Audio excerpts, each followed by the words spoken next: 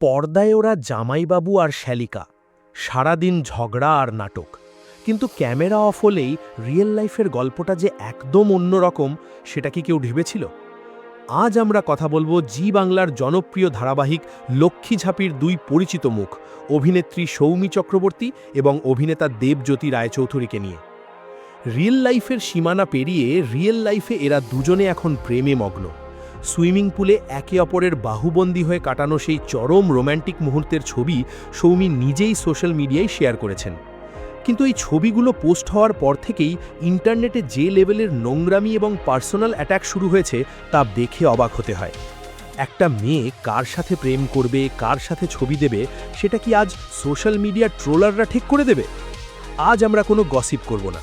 আজ আমরা দেখাবো এই গ্ল্যামার ওয়ার্ল্ডের আর্টিস্টদের ব্যক্তিগত জীবন নিয়ে সাধারণ মানুষের এই জাজমেন্টাল মানসিকতার আসল রূপটা। ভিডিওটা শেষ পর্যন্ত দেখুন, কারণ এই সোশ্যাল হিপোক্রেসিটা নিয়ে কথা বলা খুব জরুরি। একবার ঠান্ডা মাথায় ভাবুন তো, আমাদের সবার জীবনেই অতীত থাকে, সম্পর্ক তৈরি হয় আবার ভেঙেও যায়, এটাই তো স্বাভাবিক জীবন। কিন্তু আপনি যদি একজন পাবলিক ফিগার হন, তাহলে সোশ্যাল মিডিয়ার একাংশ আপনার ওই অতীতটাকে একটা অস্ত্র হিসেবে ব্যবহার করবে। সৌমির ক্ষেত্রেও ঠিক সেটাই হচ্ছে। কিছুদিন আগে জনপ্রিয় কন্টেন্ট ক্রিয়েটর পৃথ্বীশের সাথে তার ব্রেকআপ হয়, আর তারপর দেবজ্যোতির সাথে তার এই নতুন ছবি প্রকাশিত আসতেই শুরু হয়ে যায় নোংরা কটাক্ষ। কেউ বলছে এত তাড়াতাড়ি নতুন প্রেম, আবার কেউ তার আরও পুরনো সম্পর্কগুলো টেনে এনে চরিত্র বিচার করতে বসে গেছে। একটা মেয়ের জীবনে প্রেম আসা বা ভাঙাটা কি কোনো অপরাধ? ছেলেদের ক্ষেত্রে তো এই ট্রোলিংটা এত ভয়াবহ হয় না। কেন আমাদের সমাজের এই ডাবল স্ট্যান্ডার্ড? বস, সোশ্যাল মিডিয়ার এই নোংরা মানসিকতা আর সৌমির এই বোল্ড ডিসিশনটার কথাটা শেয়ার করার আগে আপনাদের কাছে আমার একটা ছোট্ট রিকোয়েস্ট আছে। ইউটিউবের অ্যানালিটিক্স আমাকে দেখাচ্ছে আপনাদের মধ্যে প্রায় 80% মানুষ রেগুলার আমাদের এই হার্ড হিটিং রিয়েল স্টোরিগুলো পুরোটা দেখেন, কিন্তু চ্যানেলটা সাবস্ক্রাইব করেন না। এটা কিন্তু একদম ফেয়ার নয়। আপনাদের এই একটা সাবস্ক্রাইব আর ভিডিওতে একটা লাইক আমাদের এই রকম জেনুইন ইনসাইড স্টোরিগুলো ফেক গসিপের ভিড় থেকে বের করে আনার জন্য মারাত্মক এনার্জি দেয়। তাই প্লিজ এখনই ভিডিওটা পজ করে সাবস্ক্রাইব বাটনটা দাবিয়ে দিন। করে দিয়েছেন? Thank you. চলুন ফিরে যাই আসল গল্পে। এই পুরো পরিস্থিতির সবথেকে পজিটিভ দিকটা কি জানেন? সৌমির মানসিকতা।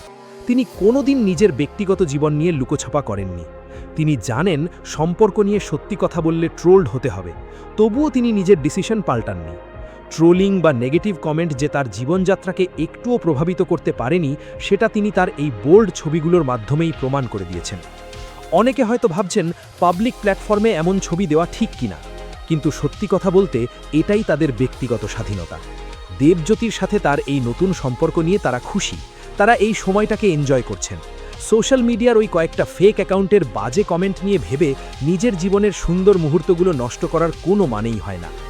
আজকালকার দিনে টলিউডের নতুন প্রজন্মের আর্টিস্টরা অনেক বেশি ওপেন। তারা আর পুরনো দিনের মতো লুকিয়ে প্রেম করার তত্ত্বে বিশ্বাস করেন না। সৌমি এবং দেবজ্যোতি প্রমাণ করে দিয়েছেন যে পর্দায় আপনারা যাই দেখুন না কেন, রিয়েল লাইফে তারা নিজেদের মতো করে বাঁচতে জানেন। এই মুহূর্তে তাদের এই নতুন জার্নির জন্য শুধু শুভকামনা জানানোই আমাদের কাজ হওয়া উচিত। বস, দিন শেষে আর্টিস্টরাও মানুষ, তাদেরও নিজস্ব একটা জীবন আছে, ভালোবাসা আছে, ভুল ত্রুটি আছে। সোশ্যাল মিডিয়ায় জাজমেন্ট পাস করাটা খুব সহজ, কিন্তু একটা মানুষের জায়গায় দাঁড়িয়ে তার পরিস্থিতিটা বোঝা অনেক কঠিন। আপনাদের কি মনে হয়, সৌমি চক্রবর্তী এবং দেবজ্যোতি রায়চৌধুরীর এই নতুন জুটিকে আপনাদের কেমন লাগছে? আর সোশ্যাল মিডিয়ার এই অকারণে ট্রোলিং নিয়ে আপনাদের মতামত কি? নিচে কমেন্ট করে আপনাদের জেনুইন মতামত অবশ্যই জানান। আমি প্রত্যেকটা কমেন্ট পড়ি। আর ভিডিওটি ইনফরমেটিভ লাগলে শেয়ার করুন। টলিউডের রিয়েল স্টোরিগুলো সবার আগে জানতে সাবস্ক্রাইব করুন বাংলা পালস। ভালো থাকবেন আর অন্যের ব্যক্তিগত জীবনকে সম্মান করতে শিখবেন।